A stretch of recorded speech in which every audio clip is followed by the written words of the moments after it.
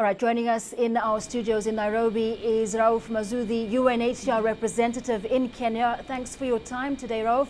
Now, what sort of agreement has been made with the Kenyan government with regard to the status of these refugees at Dadaab, and they number more than 335,000 people? What happened yesterday was a meeting between ourselves, UNHCR, the Minister of Foreign Affairs of Kenya, and the Minister of Foreign Affairs of Somalia. And it was actually a meeting that took place in the context of the tripartite agreement, which was signed in November 2013. So the meeting of yesterday was in fact part of that agreement signed a year and a half ago.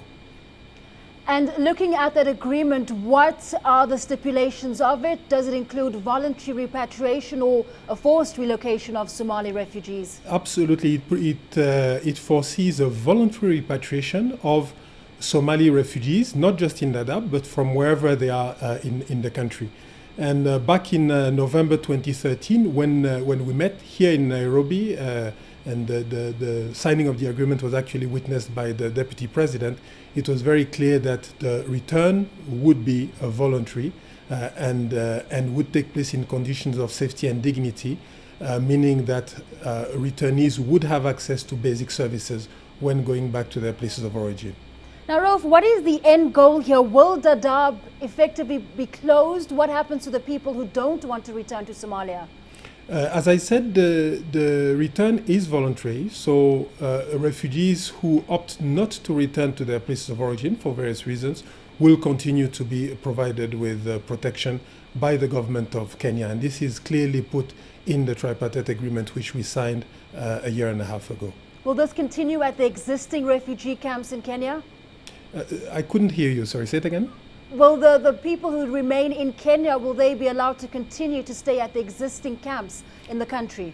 The government of Kenya, which is again one of the government in Africa which is receiving the largest number of refugees, has always confirmed that it will continue to abide by its international obligation and provide asylum and protection to refugees who cannot go back to their places of origin. Now, looking at the concerns from the Kenyan government regarding security in the country, they're concerned about militarization in these camps. With regard to the presence of so many Somali refugees in its territory, what is the UNHCR's stance on that?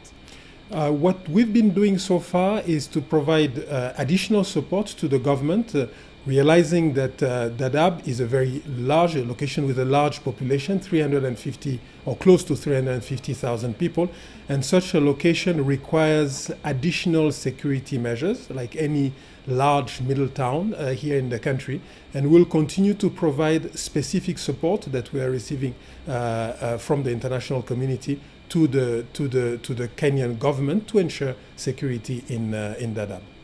Now, Rauf, Dadaab is also one of the largest refugee camps in the world. How likely is it that a large number of refugees would willingly return to Somalia? What are the numbers that you're looking at? It depends very much on the situation in Somalia. What we have seen last year is a spontaneous return of an estimated 50,000 refugees who basically crossed the border, went back to their places of origin. And in addition to that, we have, as part of a pilot project, facilitated the return of about, or helped or supported the return of about 2,000 refugees. So the return and the number of people who will return will depend on the situation inside Somalia and on the evolution of the peace process inside Somalia. And then just lastly, Rauf, as we wrap up, why would they return if Somalia is still not safe?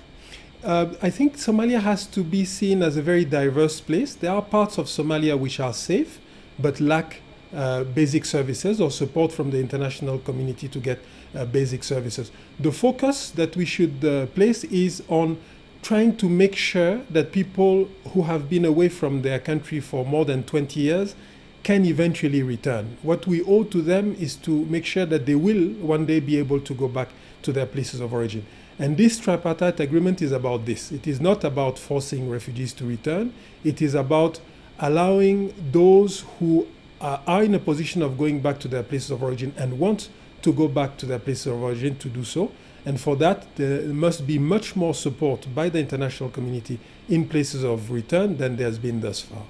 All right, Rauf, it is, however, coming at a time when the Kenyan government is making certain demands. All right, Rauf Maziu of the UNHCR, thanks very much for your time today.